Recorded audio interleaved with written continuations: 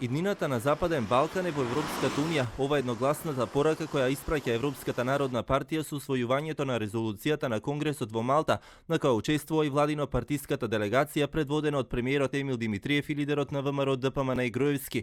Во донесувањето на резолуцијата, на која учествува и Груевски, овој документ повикува на избегнување на радикалната реторика и постапките кои представуваат закана за мирот и стабилноста. Во итната проект резолуција се наведува: Инсистираме на воздржување од етнички провокации и ги осудуваме сите провокации и агресивно однесување кое представува закана за стабилноста и мирот, имајќи на ум дека мирот не може ниту да се гради, ниту да се одржува ако е базиран на националистичка, популистичка и радикална реторика.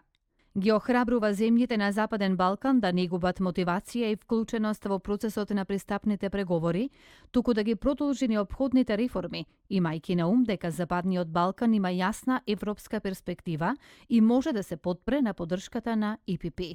ИПП ги повикува политичките сили од регионот да ги почитуваат демократските процеси и институции, да се фокусираат на спроведување на реформите во судството. Од партијата на Груевски веќе информира пак дека пред Конгресот тој остварил средба и со председателот на Демократската партија на Словенија, како и со Тобијас Зек, кој е член на германскиот парламент, но и член на Советот на Европа и подпредседател на ИПП.